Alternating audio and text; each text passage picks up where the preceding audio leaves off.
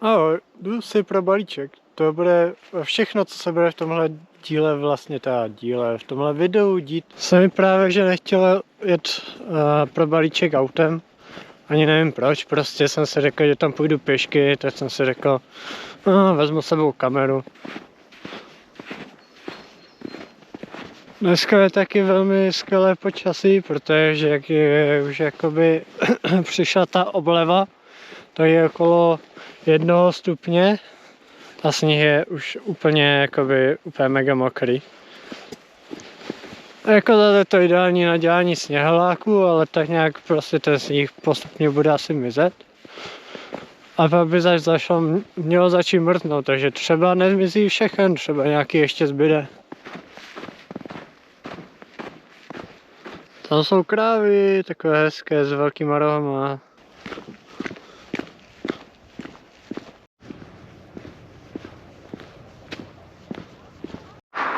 Když jsem dorazil do Lizovic a tady tahle budova a tady to hřiště, tak to je jakoby základní škola, kde jsem chodil a co si budem, nemá na to úplně nejlepší vzpomínky. Jako ta škola, třeba jídelna tady byla absolutně strašná. Takové blafy, co nám tam dávali, to bylo strašné. To hřiště bylo jako zrovna dobrá věc asi. Tělocviky mě docela bavily. Teďka dokonce už začalo i pršet, takže to počasí dneska je fakt vyloženě žužola bůžo. Třeba co je taky zajímavé, tak je, že čím větší společnost, tak tím víc vlastně ti lidi jsou si cizí navzájem. Třeba tady v takovém menším městě, tak ještě lidi se tak nějak zhruba trochu znají. A třeba v nějakých těch větších městech, tak vůbec právě netuší lidi, kdo je jejich vůbec soused. Vůbec se vlastně mezi sebou neznají a vůbec se spolu vůbec téhle nebaví. Což třeba na vesnicích je úplně naopak, tam se baví všichni s každým. A čím menší vlastně ta společnost je, tak tím víc se lidi navzájem znají. Jakože třeba rodinné vztahy, tak jsou úplně že tam znáš úplně víceméně nejvíc. Pak máš takové ty přátelé a podobně. Tam se znáte taky hodně, s některýma víc, s některýma míň. Ale čím do větší společnosti zajdeš, tak tím víceméně víc jsou se lidi navzájem cizí. I přesto, že fyzicky jsou třeba blíž než nějací přátelé, kteří bydlí třeba 20 km od nich, tak je znají furt víc než vlastní sousedy, kteří bydlí prostě jenom přes stěnu. Což mi přijde, že je docela halus teda. Už jsem dorazil na Lizovské náměstí. Je okolo 3, takže absolutní dopravní špička. Takže tu hluk, chaos a bordel. Jako vždy. Dorazil jsem na náměstí, mají tady takový hezký dřevěný betlém. Tam je Albert. Nové lavičky dokonce, oni tady totiž rekonstruovali celé to nádraží. A přijde mi vtipné, jak je tady taky všude totální chaos a bordel. Ale ve skutečnosti to má prostě určitý řád a pořádek. Přesto, že zdánlivě to vypadá, že tady všichni tak nějak prostě se náhodně pohybují. A to má každá země to má trochu jinak. Třeba v Indii ten řád a pořádek vypadá úplně jinak. No nic, když už jsem tu, tak se tady půjdu podívat do zámku, na zámeckou zahradu. Mají to otevřeno, tak se jdu podívat, jak to tu vypadá. Párkrát už jsem tady v té zámecké zahradě byl a většinou to bylo ze školou, nějaká exkurze nebo tak, že jsme tady byli na výlet. Mělo by to tady být přístupné, myslím že zadarmo. Doufám aspoň, protože jsem nic neplatil, když jsem sem šel. A je to jak kdyby součástí toho zámku. A mají tady prostě takovou velkou zahradu, která by měla být přístupná veřejnosti právě. Ale taky rovněž jsem tu byl vždycky jenom v létě, nebo tak nějak na jaro. A zimě jsem tu nikdy nebyl, tak se tu jdu podívat. Když už tu jsem, tak co bych se tu nepodíval. A mají tu zajímavě tahle zřezané ty stromy, to musí být strašná práce tady tohle všechno ořezávat nějakýma těma plotostřihama a tak. Mě zajímá, jestli na to mají i nějakou plošinu, že tam vědou nahoru. Asi jo, protože ze žebříku to dělat, to by z toho asi jeblo. Zde dole v zahradě je takový jak kdyby zámecký rybník, kde jsou i normálně ryby, kachny a tak. Což ale teďka zřejmě úplně nepůjde poznat, protože je to celé pod ledem. A očividně se tu jezdí bobovat. A líbí se mi ten rozdíl toho, jak tady je prostě takový klid, ticho, pohoda. Zatímco před tím zámkem, jak jsem byl tam, tak tam byl takový hluk, mi z toho mám praskla hlava. Co ti dává, až tam jezdí všude ty kamiony a auta na hlavní, jak je špička, to je hrozné.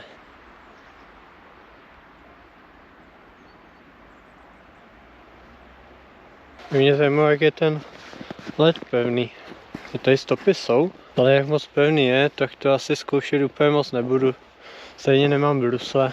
Ale tam vzadu taky, tak tam je Vizovické náměstí, nádraží, kde s kam jezdí a vlaky. Kam pokud v momentě, kdy přijedete vlastně vlakem, tak tam nejspíš vystoupíte. Protože žádné jiné vlakové nádraží tu není low. Tady je přepust a očividně, jak teďka tady je ten sníh trochu, tak to je mrtě vody, protože to tady teče jako svině a dělá to takový hezký ledopád. Zatímco tady na druhé straně, tak tady už není vůbec žádný led, protože ta voda jak teče, tak prostě to nezamrzá vůbec. Čumna to jako lavička, co ti dává? Co to je, tady to? No na lavičku si stejně nesednu vzhledem k tomu, jak strašně sucho všude je. Tady vtéká to, co teče právě z toho rybníka. Tady má protéká to trubkou. Takhle je to kryté celé ledem, nevím jak je pevný. Tady je díra už totiž.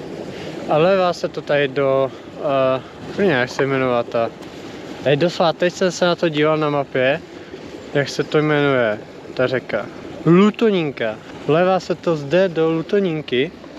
A jak vidíme, tak nějaké zvířata, to je dostatečně lehké, tak dokáží chodit po tomhle ledu. Protože v momentě, kdyby tam šlápl já, tak si dám koupel. Což nechceš, protože je kurňa zima. A navíc já nemám nic na převlečení a než bych se dokrcal dom, tak bych asi umrzl. Co ti jebe? Čum na to, tady je normálně bober. Kurva bober. Ale čum na to, jak to je, dobře si hryže. A to je čerstvé, to. A to budou možná i stopy bobra totiž. Jak je dohryzané. Ale jak ten hryz je takový jakoby čistý to má. Má ostré zuby, potvora. Tam jsou ty větve, co si tam odtahal a zhryzal z toho kůru. Takže i bobery tady máme. Se jdu podívat schválně dál. Jako víceméně nechápu, proč mají zase takové velké problémy s tím bobrem.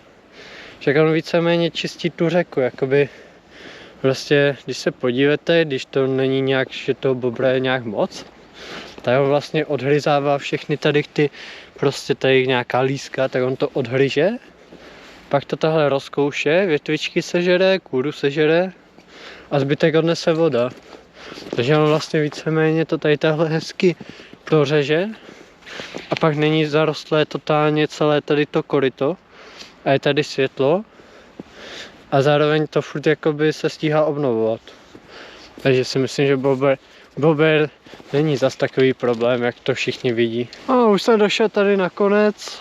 Jestli byste tu čekali něco extra, tak víceméně jediné, co tu je, tak je splav tady.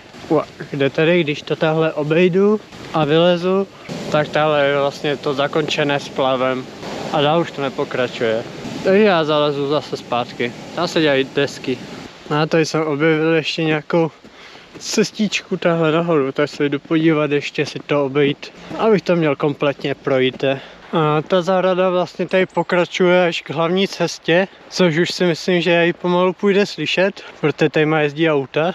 Jsou tady takové obrovské velké lípy a tady je nějaká taková asi louka, nebo já nevím, co to je. Tady mají takový zajímavý smrk, vůbec nevím, co to je za druh, a má to víceméně větvičky on tady na konci a zbytek těch větví je jenom takový holý. Krtík tady je.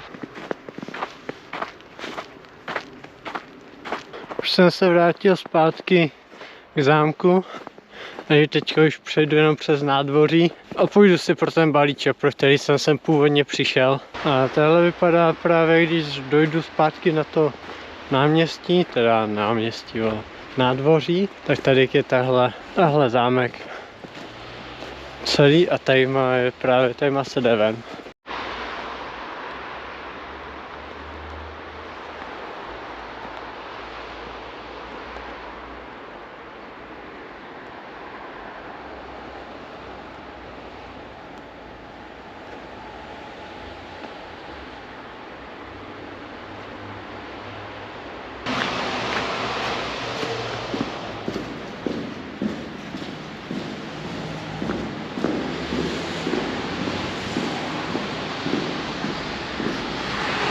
A jsem opět venku, tady v ruchu Maloměsta.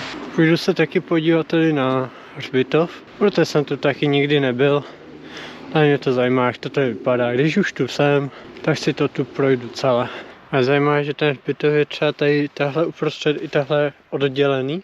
Tady jsou zřejmě urny a tady to budou ještě nějaké malé hroby, to bylo asi taky urnové hroby. Očividně jsou tu i tady takový menší památník za první a druhou světovou válku, zapadlé vojáky. Co to je vlastně jakoby tahle jeden.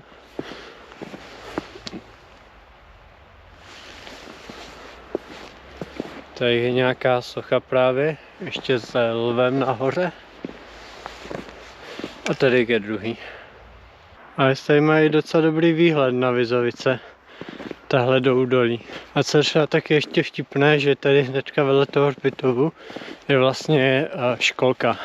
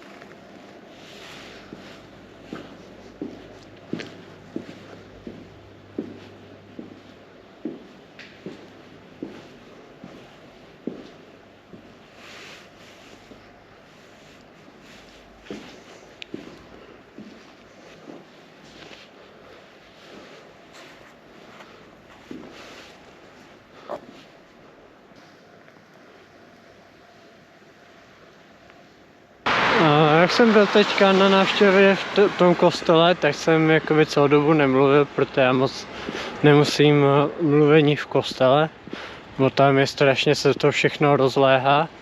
Přijde mi to také divné, prostě tam nějak jakoby mluvit, protože každý vlastně hlas se ozývá všude. Co jsem chtěl říct, že Vizovice mi přijdou jako strašně super město třeba na jednodenní výlet. Tady než to obejdete, to přesně vychází na krásně jednodenní výlet a myslím si, že to město je velmi pěkné. A velmi bych ho doporučoval, jestli někdo je poblíž a nebyl tu jakoby tady v tom kostele a na zámku, to si to tady můžete klidně jakoby udělat jednodenní výlet a myslím si to, že si to třeba rodinka může úplně v klidu užít. Už jsem vyzvedl balíček, ale nevýhoda je teda to, že jak vidíte, tak ho nesu v ruce, protože do batohu se mi nějak nevlezl. Proto mám příliš malý batoh, prostě nejde nic. Nezvolil jsem úplně správnou velikost batohu.